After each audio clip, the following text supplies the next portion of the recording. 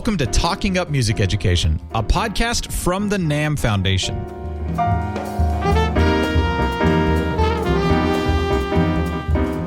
The NAMM Foundation is working to assure that all children have the opportunity to learn and grow with music, and that music is part of daily living for everyone. Talking Up Music Education podcast shares news and stories about music education from teachers, students, parents, school, and community leaders who care about music education and are working to create more opportunities for music learning. And now, here's your host, Mary Luehrsen. Hello, everyone. This is Mary Luehrsen, the Executive Director of the NAMM Foundation, and welcome to Talking Up Music Education. We are here at day 2 of the NAMM show on January 20, and we've had a wonderful series of conversations with people that are involved with music education advocacy, artists, very interesting wide range of guests. And I'm delighted to have with me Terry Wollman. Hi, Mary. I'm happy to be here. Who's kind of a big deal in the music industry and the music, the side of music production. Terry, tell us about your background and the cool things that you've done. Well, my background is diverse. I was born and raised in Miami. Both my parents were teachers, so I grew up in a family of education with a deep love and respect for education. Went to school in Boston, first in Miami, had an amazing education, and then went to Boston to Berklee College and got a degree in arranging. And then moved to Los Angeles in 1981 seeking fame and fortune. Actually, wasn't really looking for fame. I was looking to be able to make music with the best people in the world and to the best of my ability. And moved there in 1981. Started, my first tour was with Billy Preston. I went to Europe playing guitar with Billy and Sarita Wright, and then came back and was working with Joe Sample and the Crusaders, which was a remarkable experience. And Joe was a mentor and friend. And then have worked my way surprisingly into being a recording artist, which was, I always wanted to be the guy that was on when you flip the record over, you'd see produced by, arranged by, guitar by Terry Wollman. But somehow I ended up being the guy in the front cover as well. And I've embraced it and have enjoyed it because I've always written music as well. So how many albums have you? I believe I have 7 records out. And then I also had the great experience of co-producing Melissa Manchester's 20th album, which was released, I believe, about a year ago. And that was a really remarkable and fun experience. Not so much, collaborating with such a seasoned artist who is also very involved in mentoring and education as well. So this whole combination of, training as a serious player, right? And then morphing into the production role, right? Is that just kind of go along with the package of being a serious player? Not for everybody. No, I mean, how does that happen and combine? Well, I think it's part of my personality. I'm not a control freak, but I love collaborating with musicians, and I am extremely focused. And a lot of musicians that I know that are phenomenal players, they're only good at one thing. They've just sat in that corner of the room their whole life and practiced for thousands of hours, and all they can do is play. And I which is okay. It's amazing. Really I kind important. of admire those Right. players, but I was always drawn to the people that could show up and play their butt off, but also be able to write a great song or a great string arrangement or conduct or put a band together. And there's something about the collaborating and the leading that I really enjoy, because I basically, as a producer and as a music director, I don't control, I guide and move us all forward together collectively. So part of it was following that instinct that you had almost as a creative architect. Yeah, very good choice of word. I'm hearing that in what you're describing to me, that it was, I get my part in the orchestra, but I see the orchestra. Yeah. I get my know where I am in the band, and I know where the tour gig is, but I see the evolution of the tour gig itself and the creation of the tour. I feel it. I see it. I'm going there. Yeah. And I love doing both. I have found that some of the strongest leaders are the ones that are also great sidemen. or women. So, fantastic musicians that understand their place in the machinery of creating a great record or a great live performance. They've honed their craft, and which I have. I mean, I've sat in that corner and practiced my whole life as well. So it's really fun to not be in charge and just to show up and play your part and play my part.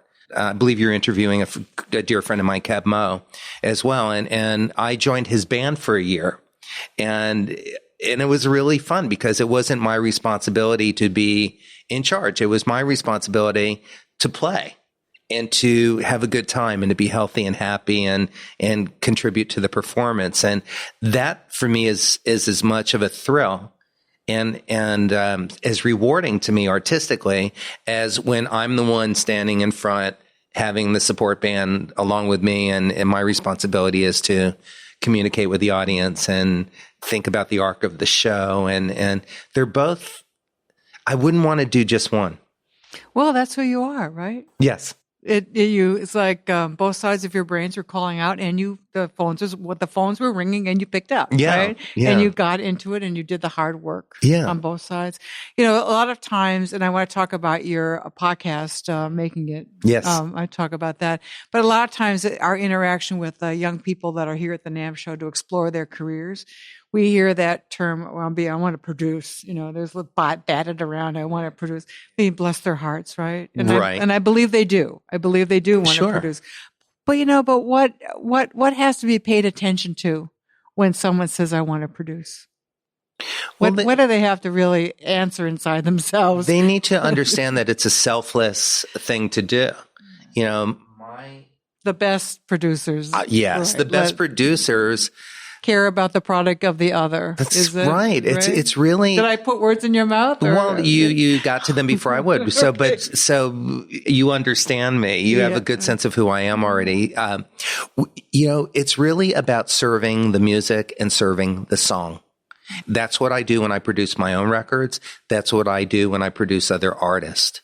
And even, there's a collective selflessness that I've discovered because, for example, producing Melissa Manchester's record along with her, we had guest artists like Joe Sample, Stevie Wonder, Al Jarreau, Dionne Warwick, Dave Koz, remarkable experiences with all of these people coming in, and I was producing it. And I found each of them, even with Stevie Wonder, I mean, who I never worked with Steve before. And he basically had brought all of his harmonicas. We were featuring him on one of the songs. And before we started, he said to me, look, I'm pretty sure that you have a very clear idea of what it is that you want me to do, or you wouldn't have asked me to be here. So please tell me what it is that you need so I can make that happen. I do some public speaking and I do some public, and I was a classical music performer What's your instrument? I was a flutist. Mm-hmm. And, when you do that, there's no producers. You just basically open the door to the stage and you walk out and you play, right?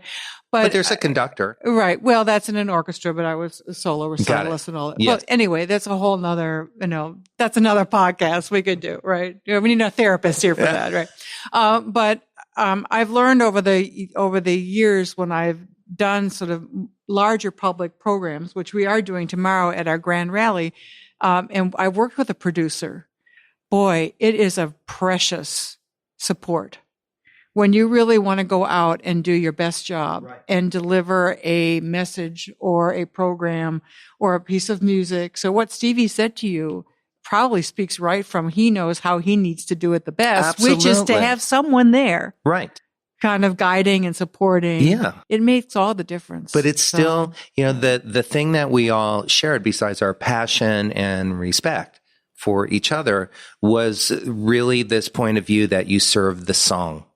That's what a producer does. That's that's cool. what a great musician does. You see, that's why it's all connected to me. When somebody hires me to play guitar on their record, I'm still serving the song and the music and the artist. And I would say, someone could say, and maybe that would be me, yes, that that's probably why you are having a successful serial career, right? Because serial career, good because choice it of words. starts with I'm here to make something or someone else lift it up, lift it up, Right. lift up the art, lift Right. up. Absolutely. Right. Yeah. So tell us, please drop some names now. Who have you worked with besides Melissa Manchester, and who have you produced? Well, that experience alone was unbelievable. For me to be we want to producing, hear it all. Though. Yeah, for me to be telling Stevie Wonder what to do, or Which Al Jarreau. harmonica? No, not that harmonica, Stevie, please. Dionne Warwick was just spectacular. I have, I've worked with a lot of artists because in a very unique situation, I music directed 2 late night talk shows. And those were late 80s, early 90s for a period of about 5 years. I was on TV, on camera. The first show was called The Late Show on Fox. And it was after Joan Rivers had done the show. It was her show. And then they went off the air. She left the show. They came back with this wonderful band, Jack Mack and the Heart Attack, this blue-eyed soul band who I knew and I loved them. And the show wanted a music director and I got recommended.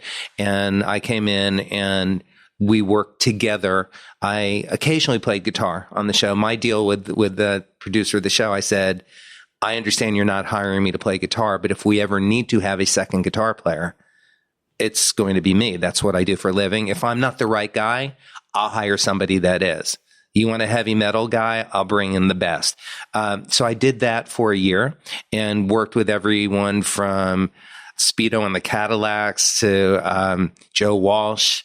We just, the whole gamut. It was musically, even MC Hammer, some of the early hip hop guys, came through. And so it was very diverse: country music, rock, pop, everything. And then from that point on, I went to music direct the Byron Allen Show for 3 years. And I brought my band to that show. So I was writing all the music for the show and playing my own instrumental music, and then doing all the arrangements and interfacing. That's where I first worked with Al Jarreau. We played together.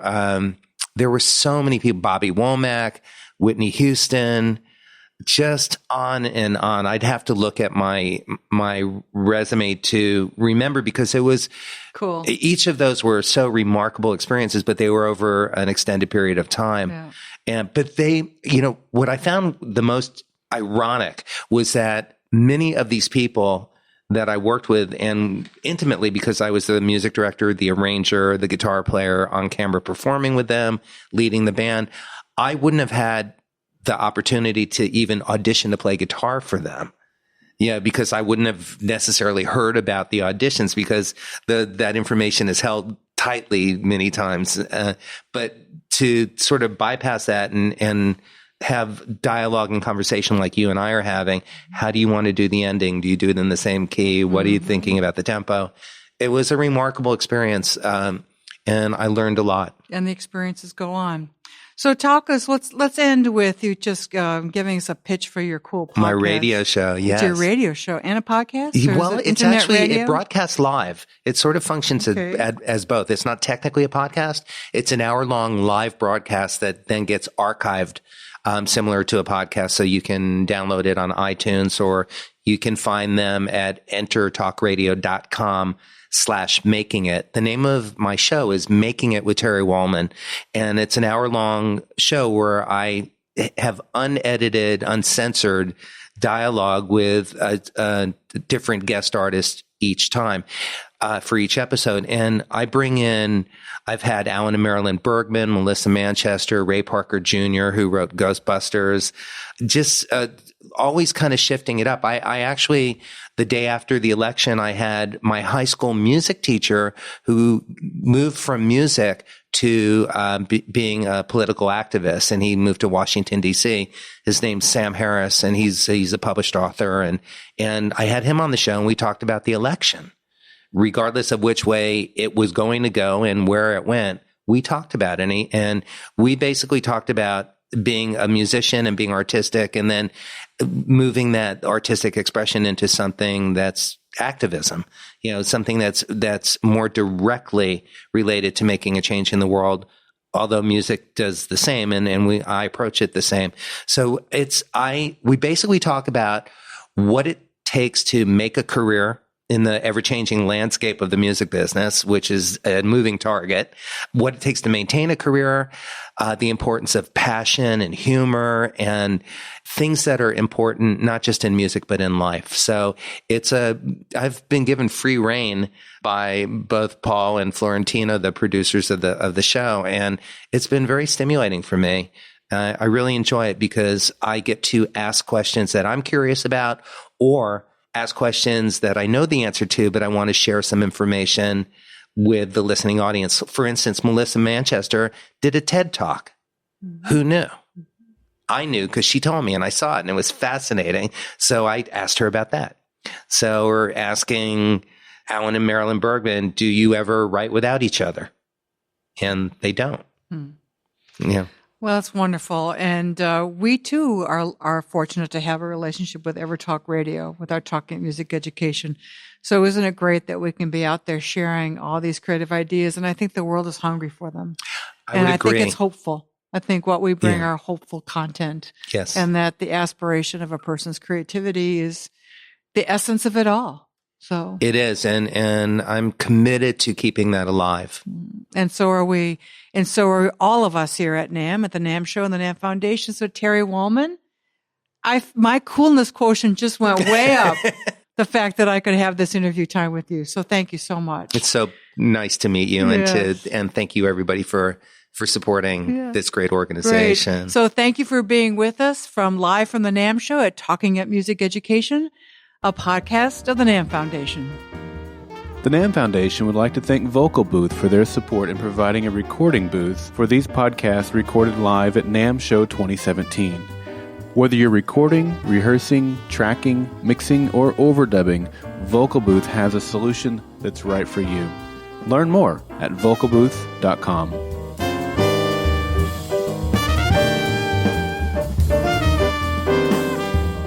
Talking Up Music Education is a podcast created by the NAMM Foundation. To learn more about how you can support music education in your community or how you can be part of the work of the NAMM Foundation, visit our website, www.nammfoundation.org, or join us on Facebook at facebook.com/NAMM Foundation. You can also follow Mary on Twitter